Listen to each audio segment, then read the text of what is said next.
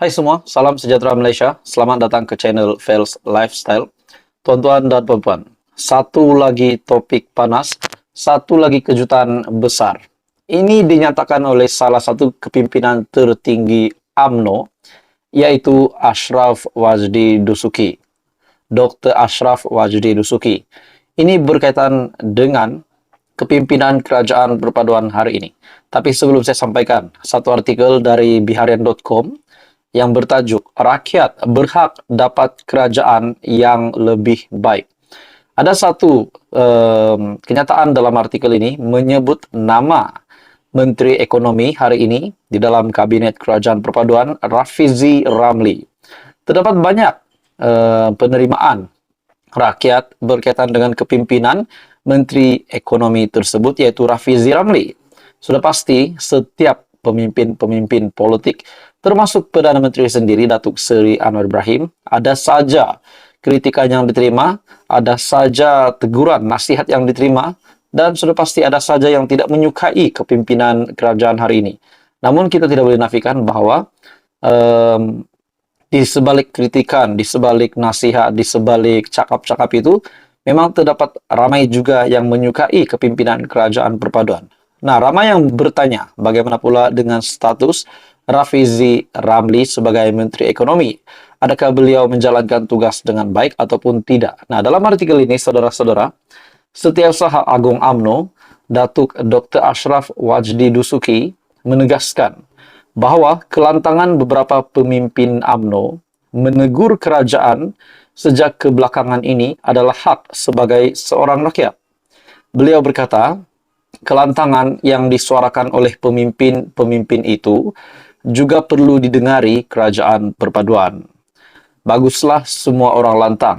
Ia tanda di mana kekurangan perlu ditambah baik.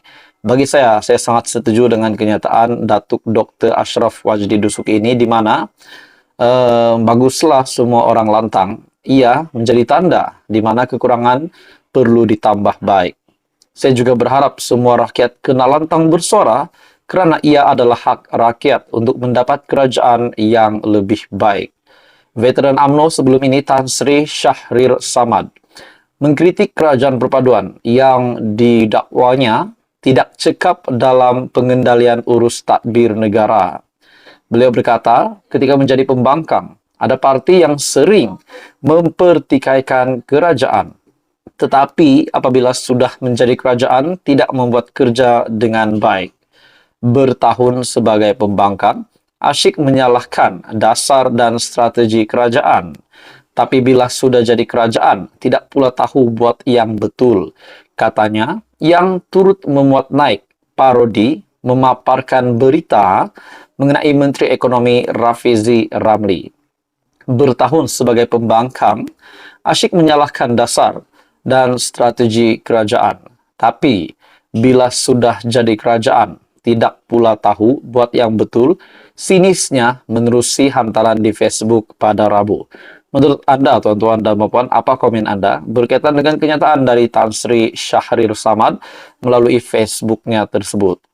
Turut mengkritik adalah ahli Majlis Kerja Tertinggi MKT UMNO, Isham Jalil, yang menyifatkan kejatuhan ringgit dan terus jatuh hingga memberi kesan buruk kepada kenaikan harga barang dan makanan negara yang kebanyakannya bergantung kepada import.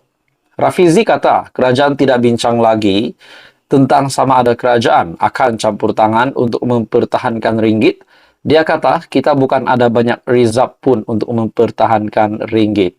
Saranan saya, kerajaan perlu bincang segera. Ringgit sudah lama jatuh dan terus jatuh, dan ini memberi kesan buruk kepada kenaikan harga barang dan makanan yang banyak bergantung kepada import, katanya menerusi perkongsian di Facebook. Jadi saudara-saudara, apa komen Anda berkaitan dengan kritikan yang diterima oleh kerajaan hari ini, terutamanya yang menyebut nama salah satu menteri di dalam kerajaan perpaduan, yaitu Menteri Ekonomi Rafizi Ramli. Apa komen Anda? Teruskan bersama di dalam channel ini.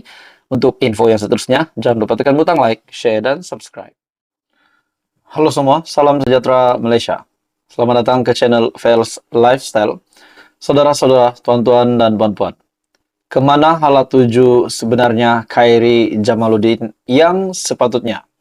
Adakah beliau sepatutnya memang menyertai Bersatu ataupun Perikatan Nasional, ataupun sebaliknya menyertai kerajaan tetapi bukan bersama UMNO tetapi bersama-sama Datuk Seri Anwar Ibrahim dalam PKR ataupun dalam mana-mana parti gabungan Pakatan Harapan. Saudara-saudara, selepas tular gambar Khairy Jamaluddin bersama-sama dengan pengurusi Perikatan Nasional, bahkan gambar itu dimuat naik sendiri oleh KJ di media sosial, dan akhirnya itu menimbulkan tanda tanya, adakah KJ sudah masuk Bersatu? Namun saudara-saudara, dalam satu artikel yang mengesahkan KJ ataupun Khairy Jamaluddin telah menolak Bersatu buat masa ini. Di mana dalam satu artikel dari syabudin.com, KJ sebenarnya sudah tolak, tapi Muhyiddin minta fikir lagi. Bekas Ketua Pemuda UMNO, Khairy Jamaluddin, memberi bayangan tidak akan menerima pelawaan Tan Sri Muhyiddin Yassin untuk menyertai Bersatu. Nah, akhirnya itu jawaban yang sepatutnya ataupun harus diterima oleh Muhyiddin Yassin. Tapi pada akhirnya dalam artikel ini, Muhyiddin minta KJ untuk fikir lagi.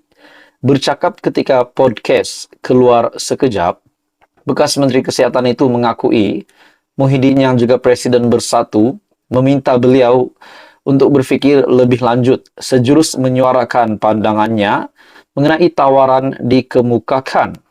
Beliau bagaimanapun tidak menyatakan secara jelas mengenai jawaban diberikan kepada Muhyiddin meskipun ia kelihatan menjurus ke arah menolak pelawaan ahli parlimen Pagoh itu.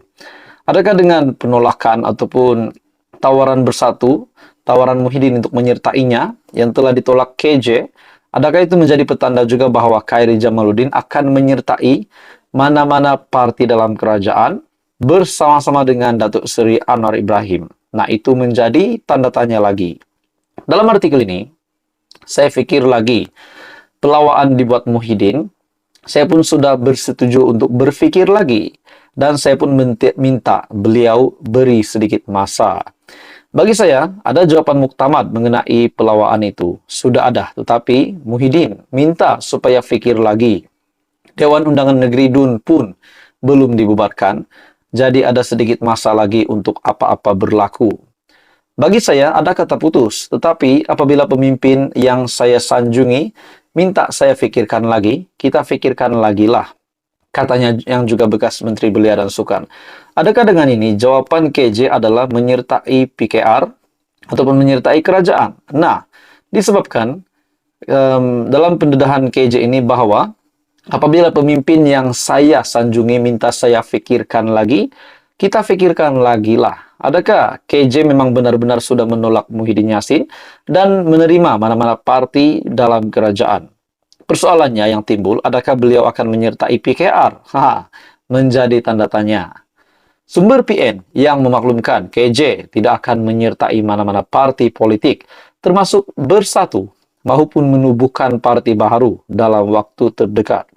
Ya, susulan pertemuan KJ dengan Muhyiddin yang dikatakan berlangsung di kediaman Perdana Menteri ke-8 itu di Bukit Damansara. Jadi saudara-saudara, menurut Anda di manakah KJ sepatutnya berada? Anda boleh komen di bawah. Jangan lupa tekan butang like, share, dan subscribe. Teruskan bersama di dalam channel ini untuk info yang seterusnya.